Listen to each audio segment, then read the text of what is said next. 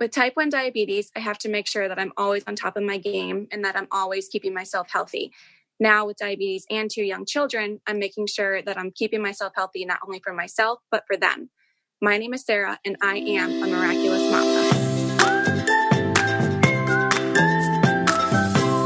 Welcome back to Miraculous Mamas. I'm your host, Elizabeth Joy, and we are a podcast that believes in empowering women through storytelling and education. And with those stories, we've been recording them from our community. Thank you, Sarah, for that amazing intro. If you want to hear the rest of her story, head over to the Patreon where those recordings are up.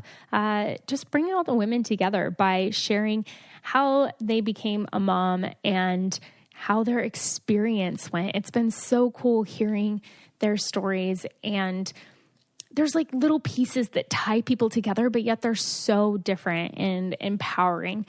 Also, we love bringing on different educators to help us grow and learn and just be the best versions of ourselves. We love laughing here and having a good time. And that is exactly what's going to happen with today's guest. She is awesome. I have Amie J on. You may know her as Mommy's Inside Voice on Instagram. She has a hilarious page where she posts the things that you may be thinking, but you might not want to say. She's a life doula, so she also has another page where it is a little bit more serious, and it's called Deep Breath Boo, and she just posts, addresses some of those more serious aspects of life. But most people know her as the funny lady. She has 3 boys, and she's just awesome. She has a lot of advice to offer us. She shares her journey about how she just loves connecting like-minded people and building community, and how she has gotten to where she is today and what her vision is for her platform that she has. And she really plans on using that just for women to know that they are not alone in this journey at all. She's just awesome, and she's coming all the way from Canada. So I'm going to grab Amie. All right, everyone, I have a super exciting guest for you today. I have Amie J, and she is known as Mommy's Inside Voice, all about honesty in parenthood. She says the things that you're thinking, and she's not ashamed to say them. So thank you so much for being here with us. Oh, thank you for having me. Yeah. Tell us a little bit about yourself. Well, yeah, I'm a mom to, I call them the 3 Mesketeers. They're 3 little boys. They're 4, 5, and 6, and they're insane. Actually, I don't think I asked you. Can we swear? Yeah, I mean, I would try not to say the F word. If possible. If possible, we can bleep it out. I just stopped myself. Okay. If you guys have little ones listening, insane. Just earmuff them right now. Earmuffs. I can keep myself. I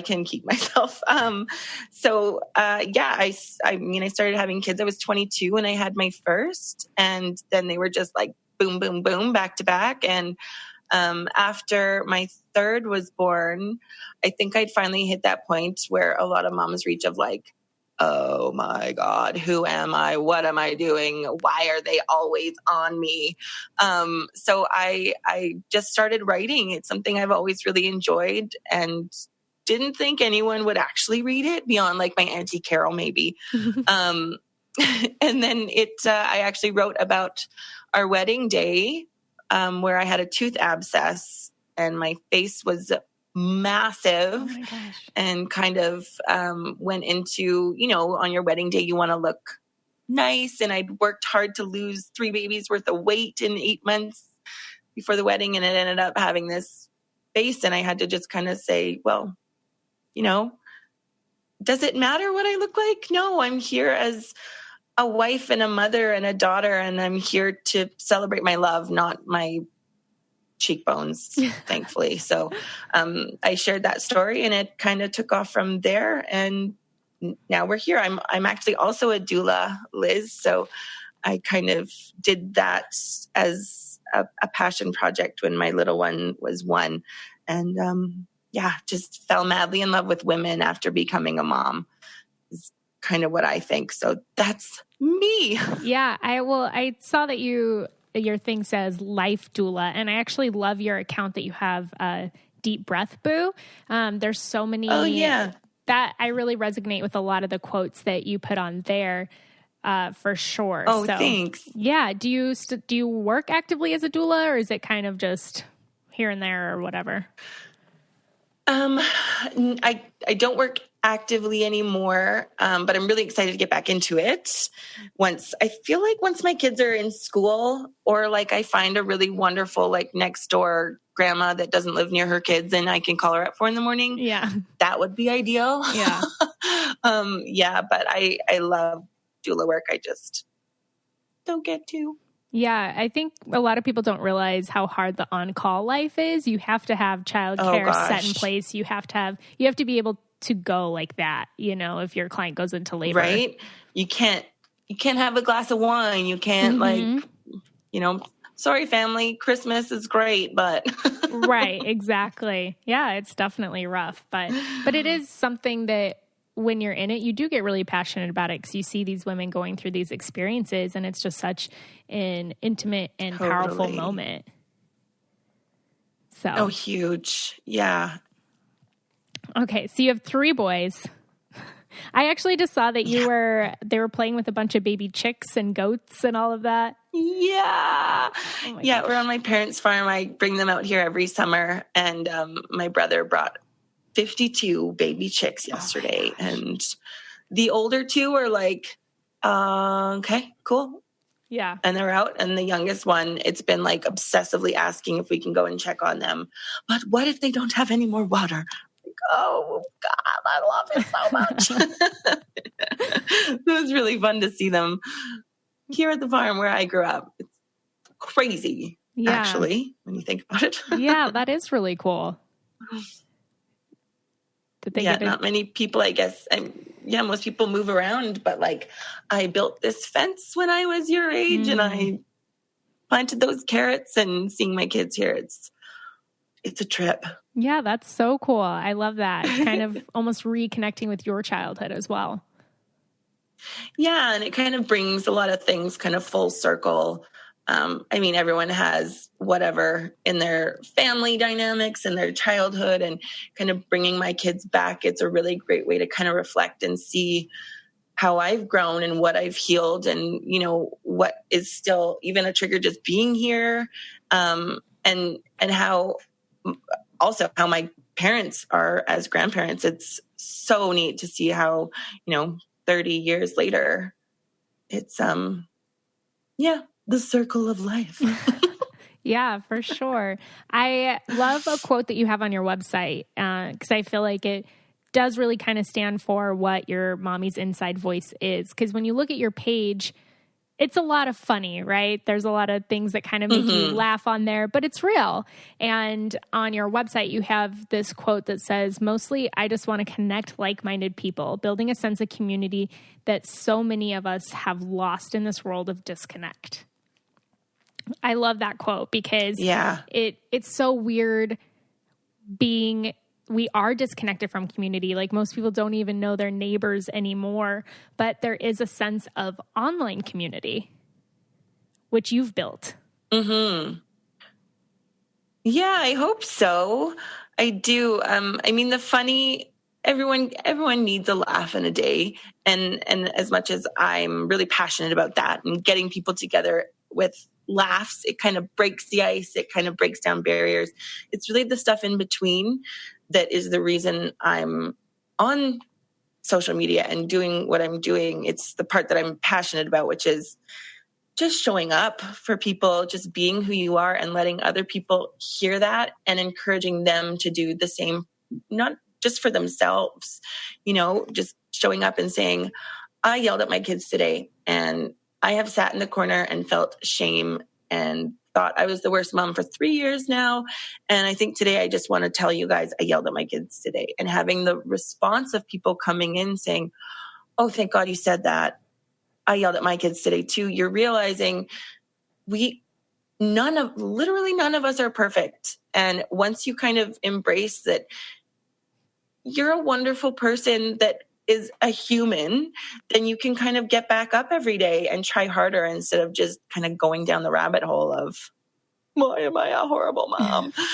That's kind of what I wanted to do. And it started with me saying things that people could have responded with, you're a horrible person too. And thankfully they didn't.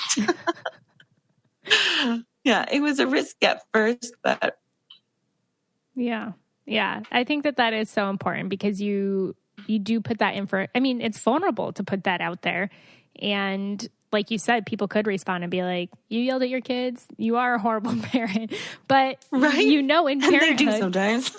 Oh, yeah, but whatever. That's the internet. How do you handle that then? I mean, being somebody who is vulnerable online, you have so many people that are like, I'm so glad that you posted this. I've been there. I lost my temper today and I wish I never had kids today and whatever it may be, right. Who can connect with you. But then there's the people who are shaming you. How do you deal with that?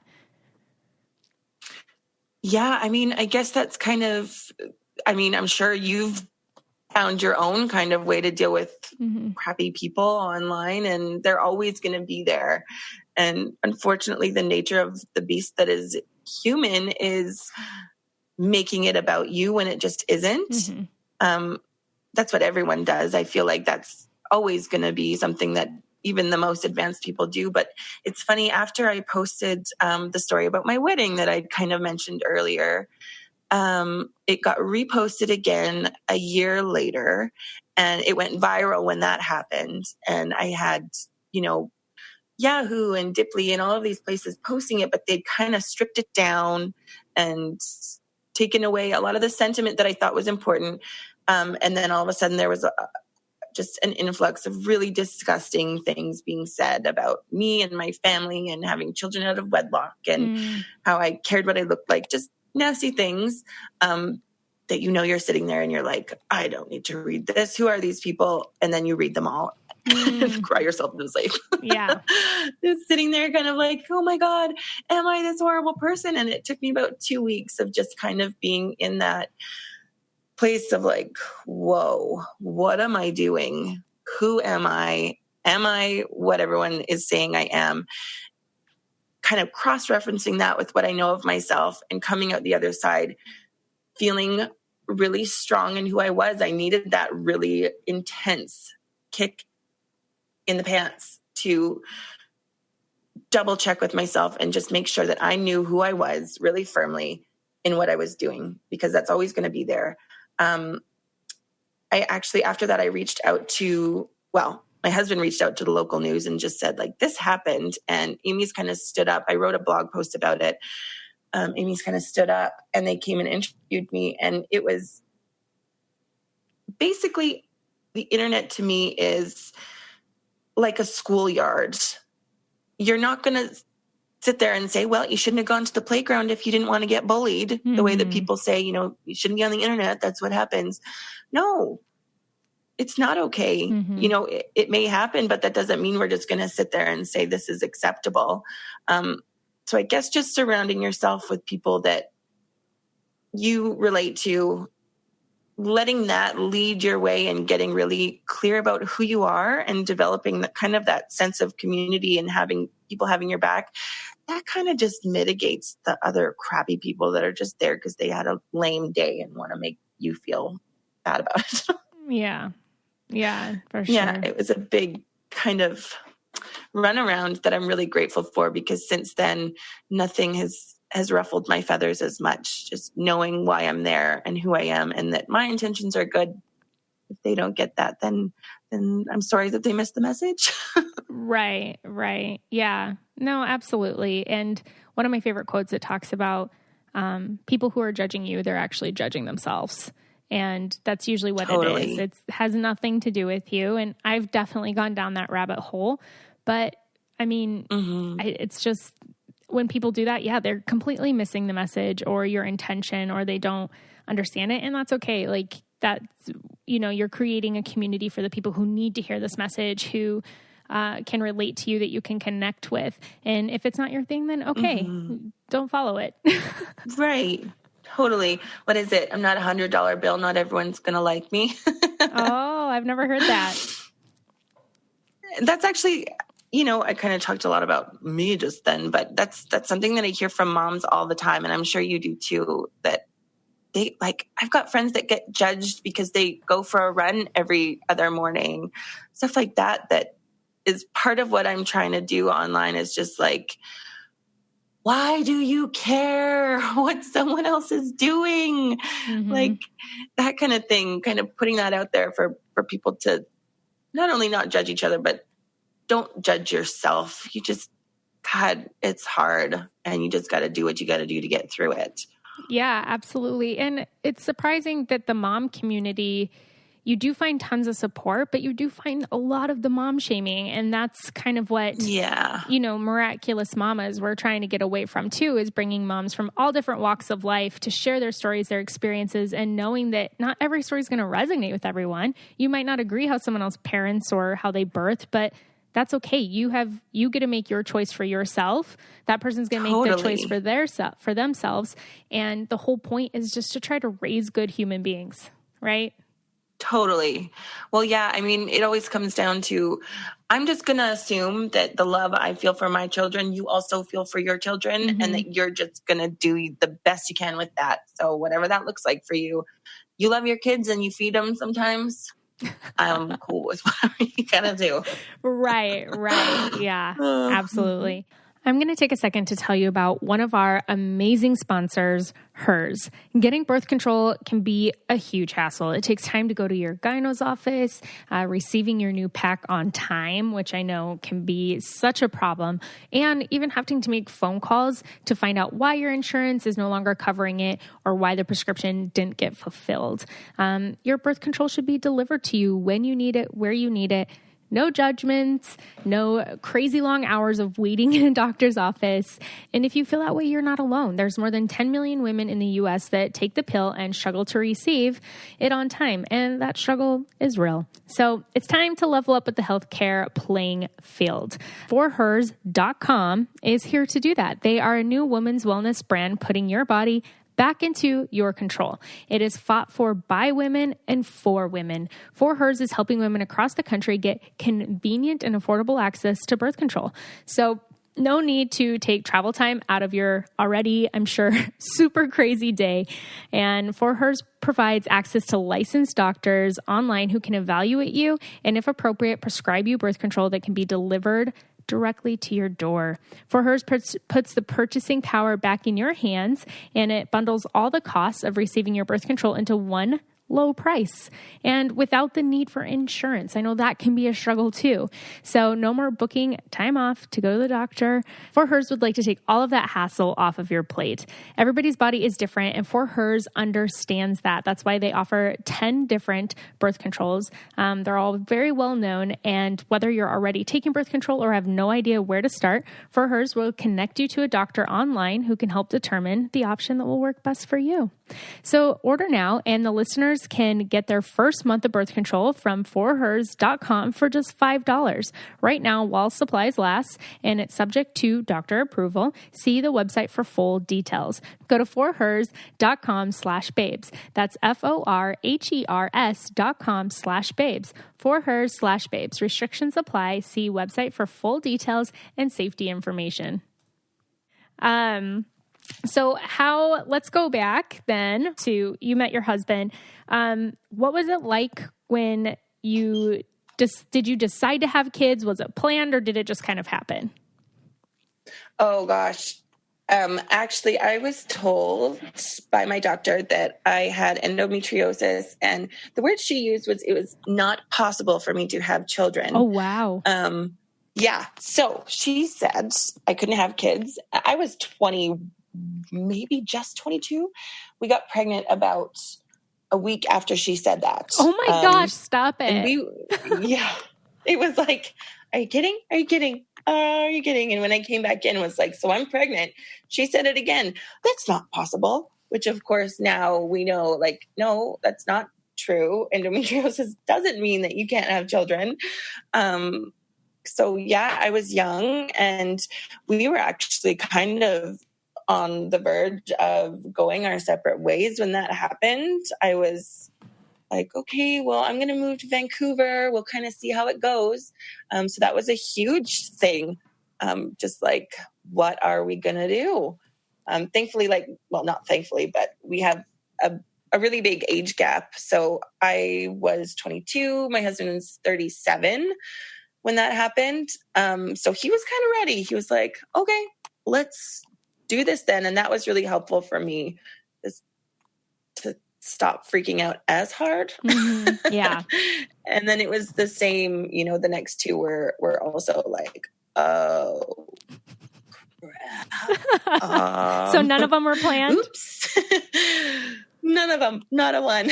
Yeah. Mm-hmm. And that's actually something like, I kind of posted about this a while ago. People ask the craziest things when you're a mom. Like, they feel like they get to ask you whatever they want to. I've been asked by strangers, like, were they planned? And I kind of answer like, well, no, but what are you deducing from that? Like, does that mean to you that they weren't wanted? I don't know. And then people have said, do they have the same dad because they're all so close in age and I'm young? Things like that, where you're just, what? Right. Yeah. It's nuts what, they just go for it to the moms, yet, doesn't apply as much to the dads. So that is very true. I mean, moms get tons of the questions, and I feel like fathers get praise basically for anything that they do. This was quite a while ago, but my brother-in-law, my sister-in-law was out of town actually for my bachelorette party. And so her husband was watching the two kids. They have two boys, and he took them out to eat. And this lady bought them a beer because she's like, "Oh, you're doing such a good job. You're such a good dad bringing your boys out to eat." And it's like, what about the women? Like, you like Carrie, my sister-in-law, she's like, I take the kids out by myself all the time because she's a stay-at-home mom and she's constantly with them and, has to keep them entertained, and they do different activities. And it's like, she's like, nobody's bought me a drink being like, hey, good job. Right? You took your kids out to eat. Oh, good for you. I for sure need a drink more than he does. Right. So it's just, there's such this lopsided, I can't even think of the word for it right now. It really is. It's insane. And the things, that's amazing. I'm so glad that the dads get praise. Right. Like, good for them. That probably feels great. But it's not about them getting the praise. It's about the discrepancy of, like, I'm expected to wear my turtleneck and never leave my children's side for 17 years.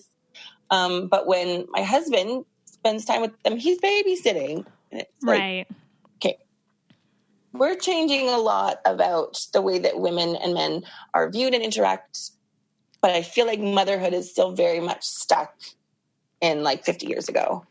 Yeah. Yeah. And that's why pages like yours are so important, though, because being able to express how you feel through motherhood is so important, because that voice had been silent so much in the past. So coming out now and being able to be like, wow, this really sucks. And this is really hard, and I might need help, or whatever it may be. Even just when you're like, felt like a bad mom today. People probably never would have said that before, because you're a mom. This is the best job in the world. You should be enjoying what you're doing. You know, it's like, this is what you were made to do. You can't complain about it. Totally.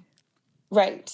Oh God. Yeah. That's my favorite. Like, I'm exhausted. Oh, this time is going to go by so quickly. Enjoy it. I said I'm tired, not that I hate my children. Right. I'm allowed to be tired. Let me feel things. Yeah, that's the craziest, where, you have to really give up a part of yourself that all of a sudden doesn't just disappear because you've birthed children. I still like going out and wearing too tight clothes every 3 months dancing too hard, like, and why shouldn't I? I'm not bringing my kids in my backpack or anything.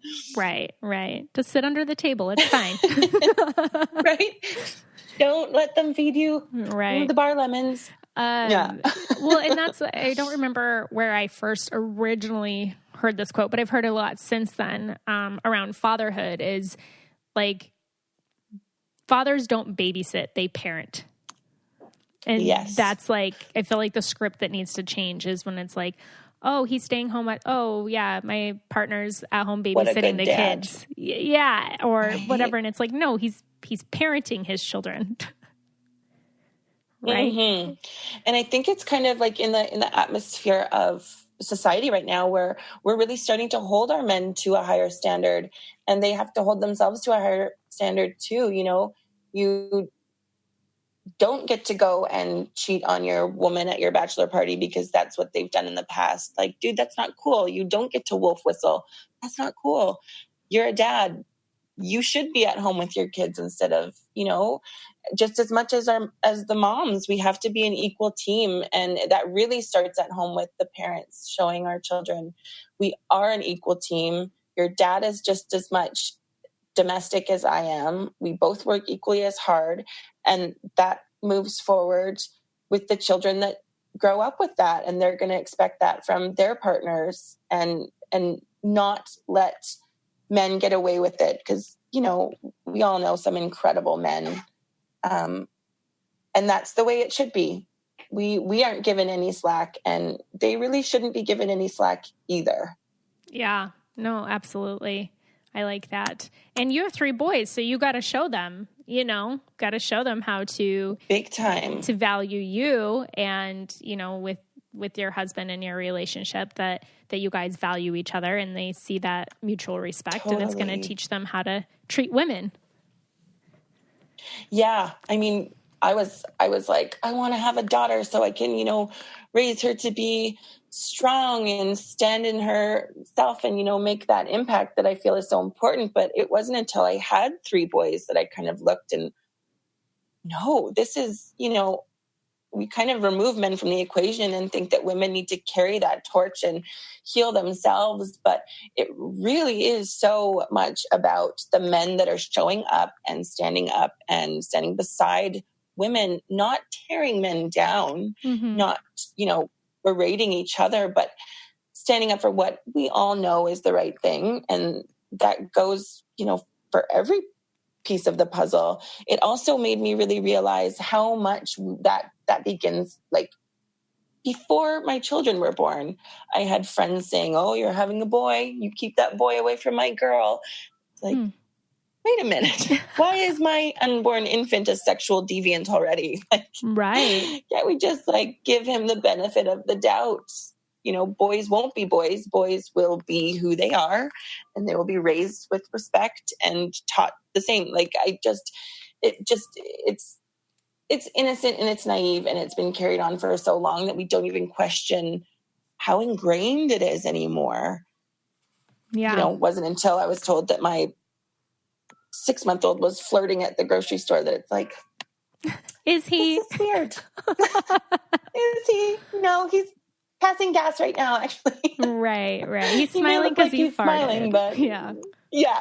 Oh my exactly. gosh. Yeah, I do feel like, though, it is just something that people say. And I've talked about that on here before. Totally. I feel like people just make conversation just to make conversation, being like, oh, isn't he a little flirt? And, you know, right. Where did these phrases come from? Like, how did this happen? Right? Please stop trying to set your 6-month-old daughter up with my 9-month-old son. Right. Yeah. It's sweet and it's cute, but we have to really, there's that line, I think, where people get really riled up, like, oh my God, just let it be. And that's totally true. Like, yeah, we don't need to take it too far. You're right. Right. But we also need to be a little bit more conscious about what we're saying and why. Yeah. That's been a huge part of mothering 3 boys that I did not expect at all. Mm-hmm. Digging into that side of real feminism, I guess. I consider myself a real feminist. I absolutely adore men. And I think men deserve all of the liberties that they have for the most part, but so do women. Right. Yeah. I mean, it's about equality. Right. That's the part that needs to change. Yeah. Yeah. You also... We digress. Oh, yeah. For sure. It's so hard. But it's like a pendulum, like you were saying earlier, though. Like when it swings so far one way, it's going to swing way back far the other way. And then finally it's going to find a balance in the middle. It settles. Hopefully soon. Totally.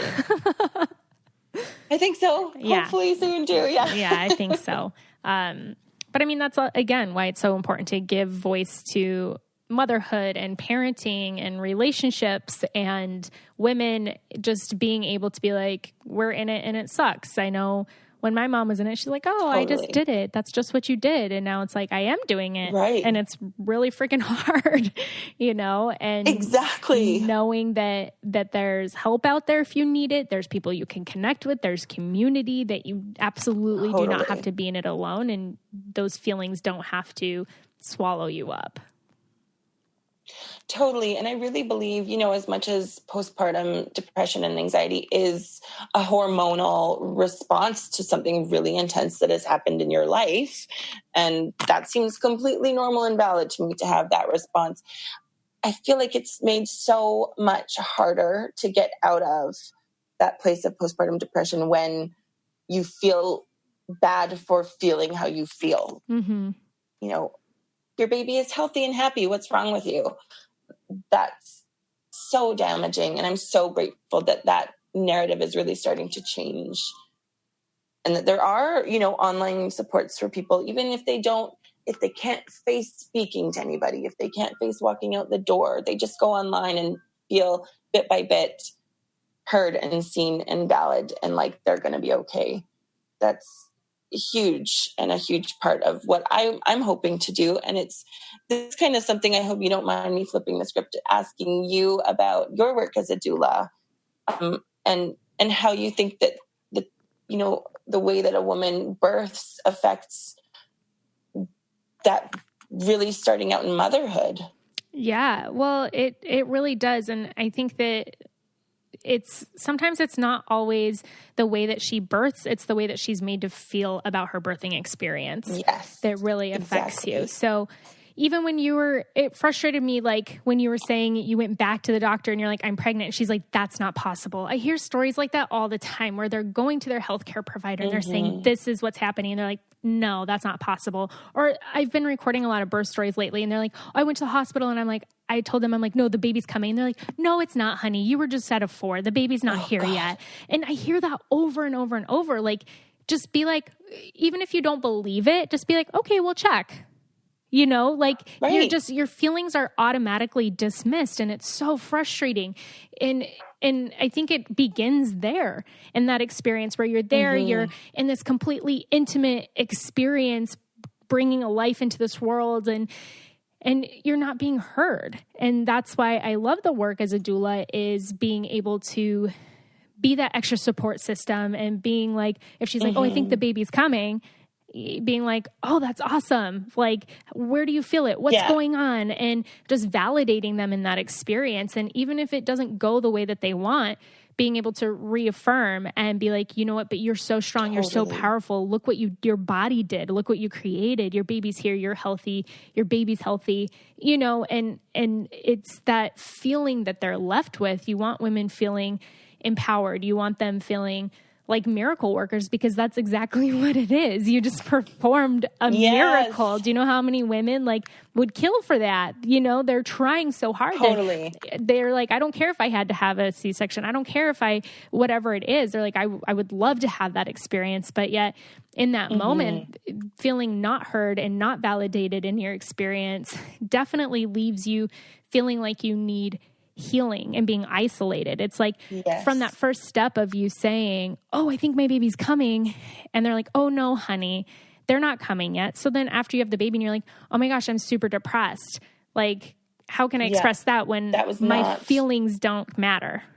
My instincts aren't right. Or I'm, it's automatically making you second guess your instincts as a mother. And it begins even in pregnancy. So I think that the work of the birth community is huge. And that's why I love being a doula, is even going back and talking with people after that experience and hopefully having them help find healing. Because I do think it really is how they're made to feel about the experience, not necessarily what happened. Mm-hmm. Yes, I absolutely agree with you.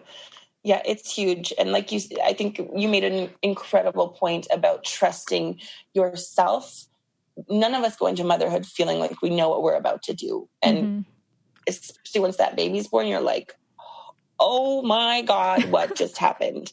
Having someone there holding your hand, telling you, no matter what happens, whether, you end up needing an emergency C-section, being there and making it an empowering experience. That's something that I was absolutely blessed with for the most part in my births, which made me want to become a doula, because women have been kind of invalidated in their bodies and their feelings forever.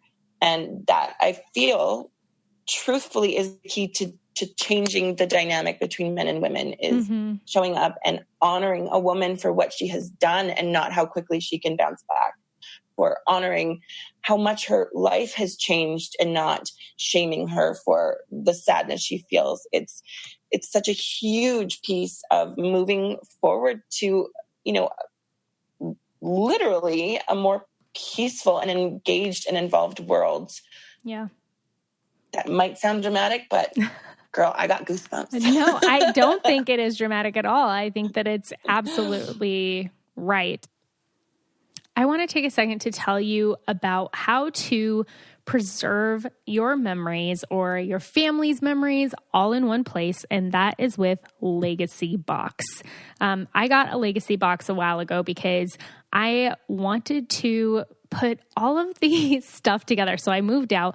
My parents are like, here's a huge box of all your pictures and things. And I was involved in like show choir and musicals and soccer and all that growing up. So here's all your videos. And I wanted to put it all together. But even further back from that, footage of my parents when they were younger and when they met, and my siblings.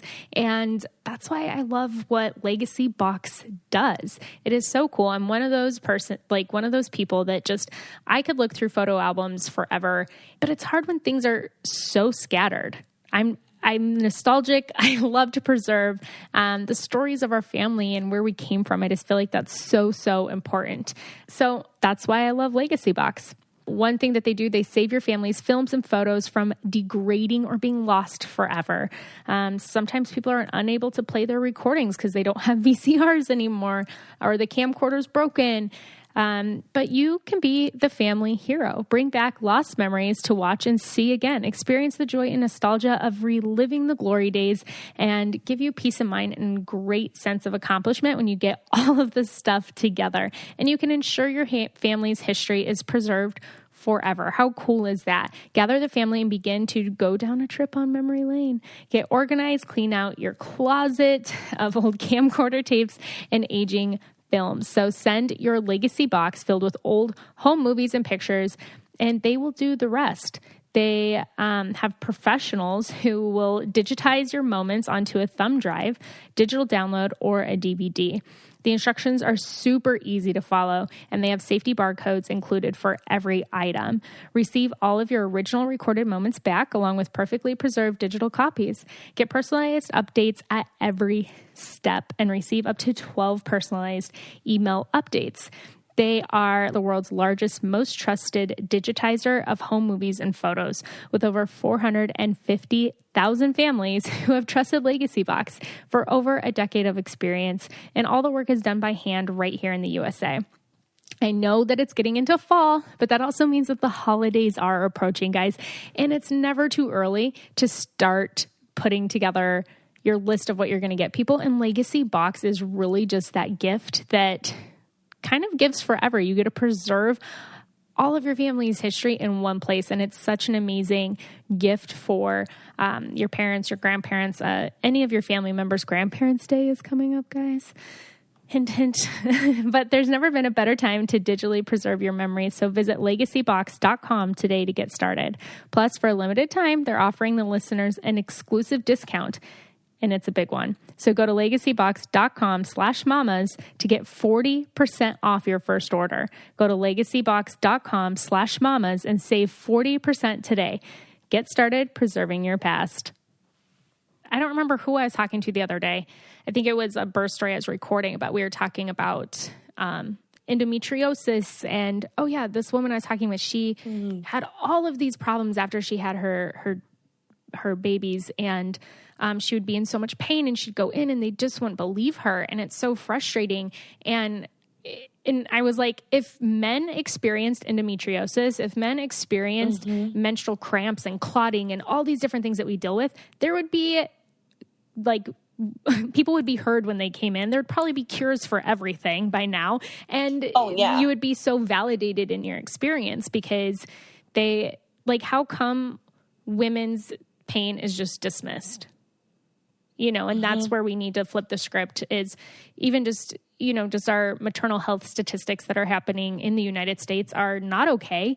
And that's what people are working to do, is because in these experiences where things are going really wrong, one of the number one common denominators is, she said, something's not right, I don't feel right, and nobody listened. So it's so preventable. Yep. And I mean, totally. And I mean, we're often told, you know, women are called crazy all the time for everything. Catching their men cheating. You were crazy, you know? So that's kind of something that we're kind of built into anyways from the beginning. And that's where I feel like having this community of women saying, girl, you trust your gut. Like, I went through that. I know how that feels. You're going to be okay. It's a really exciting kind of revolution for women, and for men, the men that aren't scared of it. Right. That changes everything. Yeah. And I feel like that's where, you know, being a mom is pretty trendy right now for some reason, or maybe that's just because I am one and all of a sudden I see it. I don't know.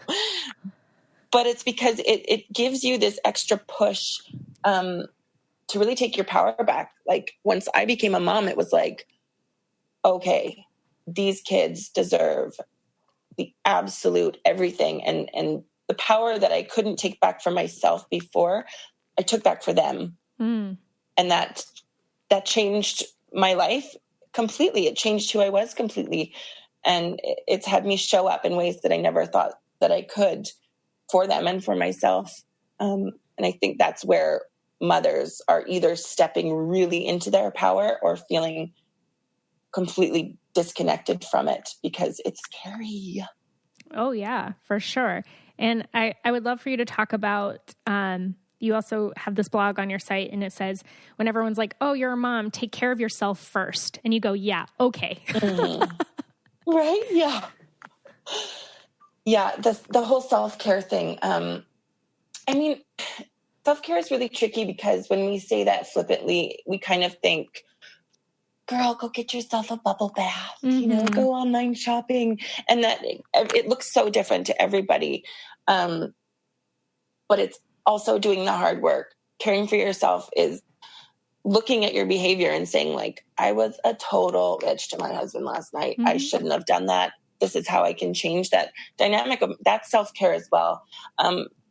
For moms, it's so funny. We always say, you know, the moms that have let themselves go, the moms that, you know, you're expected to work out. And if you don't, you didn't bounce back and you let yourself go. Oh, child rearing really, you know, took a toll on her. But I get that all the time about wearing makeup. Makeup is something that I do for myself almost every single day. And I have people like, wow, must be nice. I don't have that kind of time on my hands. Because I'm actually mothering, you know, that's probably how they're saying it exactly. Well, my God, I don't know how you get that done. I'm very, very busy.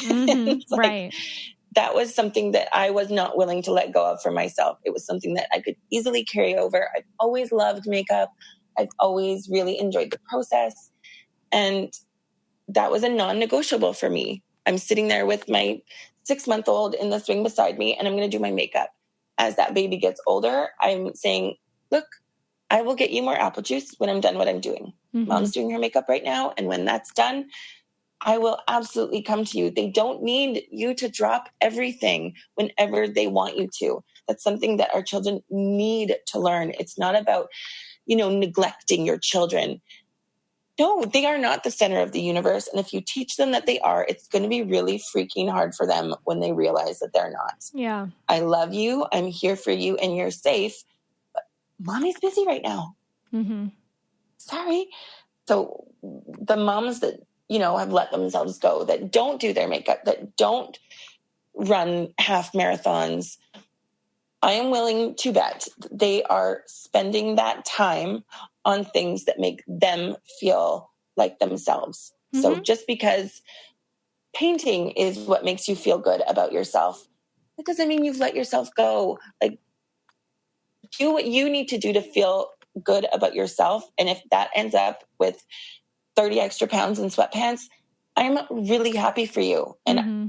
I hope that you're happy for yourself too, because letting other people dictate what you need to do with your time to make yourself feel good, it's a really toxic kind of conversation that's going around. And well, it always has gone around. Yeah. Don't let yourself go. Well, you don't even know me. Right. You can see how I maintain myself, but some people you don't. So that's, when I hear moms say, I just finished reading my book, I'm like, yes, go you. That's amazing. You don't like makeup, then don't wear it. You don't like running, then don't run. Mm-hmm. Yeah. Well, you had said earlier, though, you have a friend that goes running every other day and she gets judged for that. So it's like either way, that's right? Where the lose-lose thing is. And as moms, you need to be in that community where you're supporting each other and cheerleading each other on, because as a mom, you know how hard it is.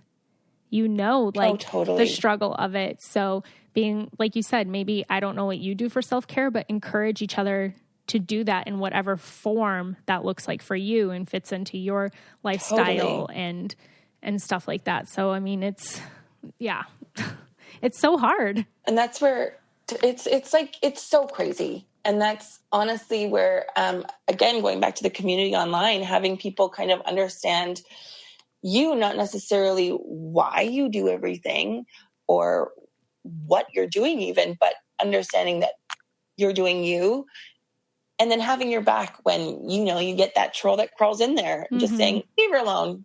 Like, that's right. What I see on my page, these women being like, who are you to tell her she's wearing too much makeup? Like, back off. Mm-hmm. And that gives me so much life, because you don't have to understand what someone's going through. You just don't be an ass about it. Right. Yeah, absolutely. I would love for you just to touch on really quick how you felt empowered through your birthing experiences. Oh gosh. Yeah. I was actually very lucky. I think that a lot of, the husbands or partners, they don't know what the hell is happening either. Mm-hmm. And that's where people like us that can show up as doulas can really help even those couples kind of come together by giving him direction. But my husband was like, oh my God, I don't know what's happening. And my midwife, really, now that I understand kind of more about birth work, she was my midwife and my doula. Mm-hmm. And that's pretty rare. Yeah. But she absolutely was my person in my births. I remember, my first baby, 22 years old, I go into labor in the middle of the night where you're like, I don't know, is this happening? What's going on? We end up, going in, and he was born only a couple of hours later, but he was posterior. So I had back labor, and, in the transition period where you're really dilating from like 8 to 10 and you want to give up. I remember that moment being the absolute moment that changed my life, where I literally was like, nope, I'm not doing it. Nope, you guys figure this out. I'm done. Take it from here. Knock me out. I don't care. And my midwife grabbed my face, and she's German and the most stunning woman in her soul I've ever met. She grabs my face and she goes, look into my eyes. You focus right now. And she says, this baby is coming. The pain that you are feeling isn't like normal pain. Normal pain is when something has gone wrong in your body. Your body is doing exactly what it is supposed to do. This pain is a divine pain. And you have to own this pain. And you are the only one that is bringing this baby into this world. And that was the most empowering moment of my entire life. And I guarantee it will stay with me forever. It makes me emotional even talking about it. Just taking that power of like, this is my baby and this is my body. And I am the one that is going to give this person life. how can you can't give up on that. Mm-hmm. So you do it and you see this baby. And I remember, well, my husband still makes fun of me for the sound of my voice when I'm, my baby. And she kind of puts him on my chest, and I don't know what came over me. I immediately, I started nursing him like almost immediately. It was just the connection, I think, that came from that intense pain and the intense fear, and having someone that believed in me.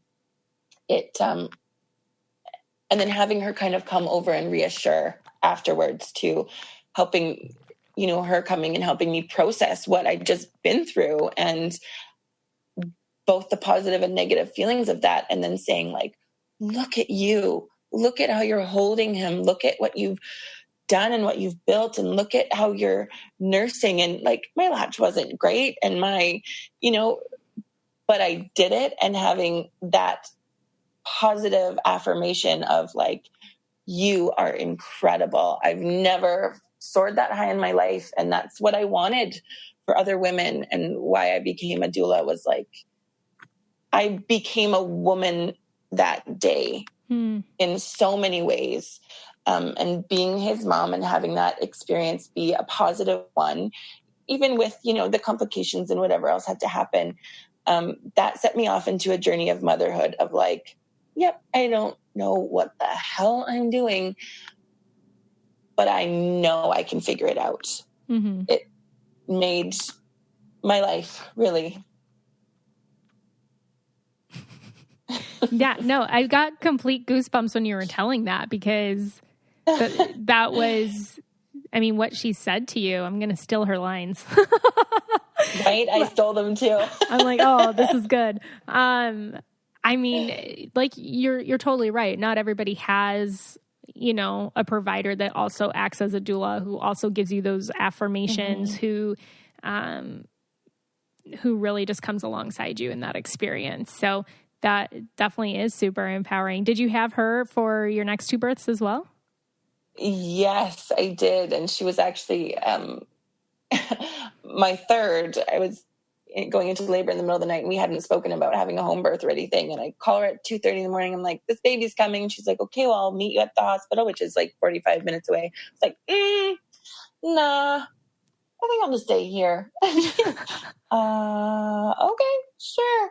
She just kind of let me take the lead on it. And I was just, I'm having this baby here, actually. She comes, and my husband actually is in the cannabis industry. And she's like, do you guys have like a shower curtain or anything? And he goes running out and comes back, and he's got a row of like growing plastic. So my baby was born on like marijuana growing plastic, clean, thankfully. But yeah, just she was incredible, and she's definitely a part of our family. She married my husband and I. And, oh my gosh, that's so cool. Right? Yeah. Yeah, she's amazing. And anybody that hears this that's from the small town on Vancouver Island that I'm from, she's like a celebrity there. So yeah, it's so important to me that when someone is looking for their care provider, especially when they're having babies, don't just settle for who you feel like you have to. I almost felt I had to kind of go with a doctor because I was scared and didn't really know anything about midwives. Finding someone that you feel hears you is like one of the most important things that you can do, that just shows up and you feel comfortable with. It made all the difference in my life. Yeah. Yeah. No, absolutely. That is so important. And it goes back to even feeling heard in your experience. Totally. Because how you're going to feel about your birthing experience does have a big impact. So you definitely want to be with somebody that you trust and who validates you and who you feel hears you. So.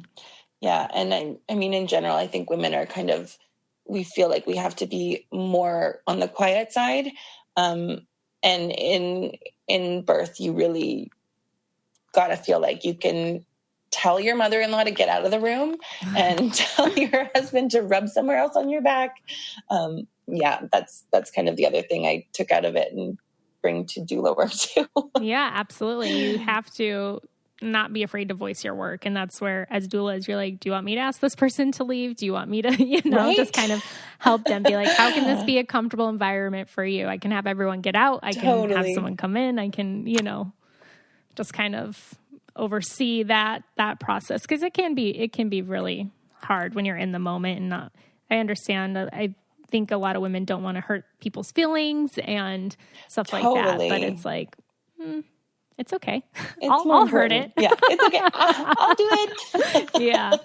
Yeah. No, that's awesome. That's so amazing that you had those empowering birth experiences and that you get to continue helping other women then feel that way. Yeah, I feel really, really, really grateful. I know how many women don't get that. And like you mentioned before, it really is something that you have to heal from, those experiences that leave you feeling powerless and you're a bad mom from the get-go and you haven't done anything except for create life, which is insanely amazing. Right. No one should ever walk away from that. But at the same time, I think that the women that do need to heal from their birth, I want them to embrace that as well, because so many don't, and they just feel like it is what it is.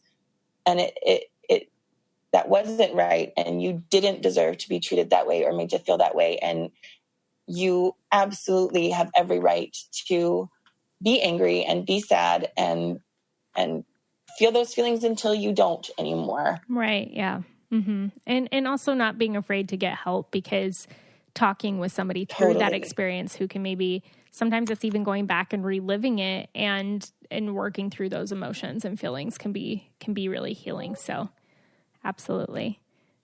But you are just, I know we're over the oh, no, we're good. But I was just going to say you're, okay. You're such like an inspiration, and your page is so amazing. And I want to be able to let women find out where they can follow you at or find out more about you. Oh, awesome. Thanks. Yeah. My website is just Mommy's Inside Voice. That's with a Y, like it's my inside voice. And then same on Instagram, Mommy's Inside Voice. And then I do have the other kind of passion project I just started because, I just feel like I want to separate the two. I want Mommy's Inside Voice to stay how it is, but I really feel like people need to have those opportunities to really reflect and to be super honest with the stuff that's uncomfortable to talk about. So that's what Deep Breath Boo is. And that's where I've started kind of my life doula, what I call life doula. So I'm going to be doing kind of like, I know that you do, online doula work. So people that don't necessarily want a birth worker with them in the room or want to just talk about a birth plan or talk about why they're scared. But I also work, I don't have the qualifications. I don't want to be that kind of, I don't want to show up as a counselor. That's not what I'm trying to do. I just want to be a support for people. And I think I have a good perspective where just tell me what's going on. Even if you just need to talk, having someone that isn't going to get sick of hearing your problems, isn't going to judge you, and can give you that kind of boost and make you feel like you deserve to do what you need to do for yourself.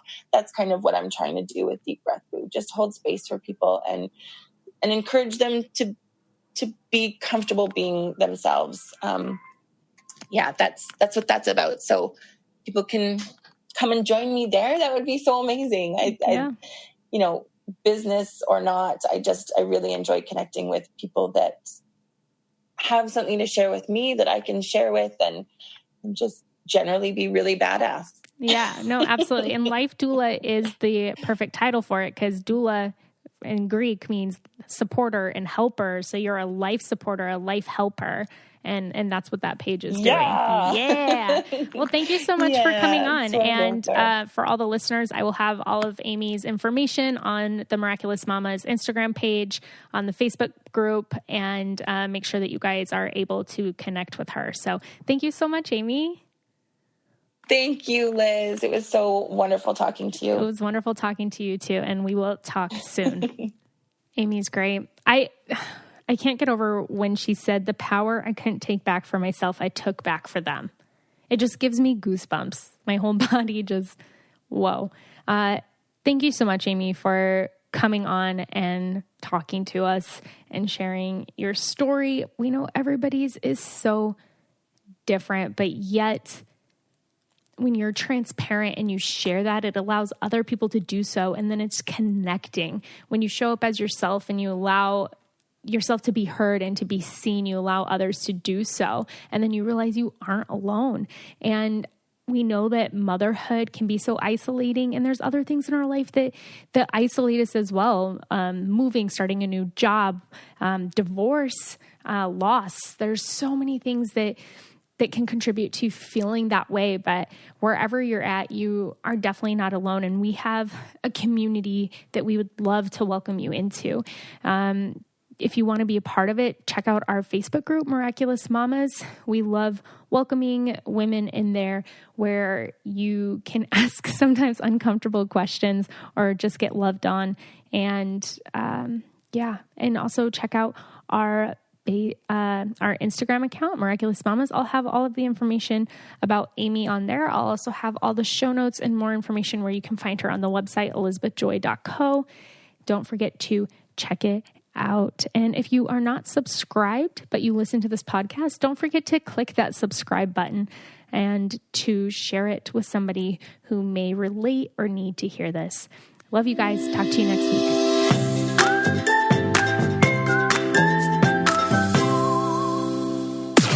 This podcast is brought to you by Wave Podcast Network. Check out all of our shows, including the Brain Candy Podcast, I Don't Get It, Coffee Convos, and Let's Talk About It.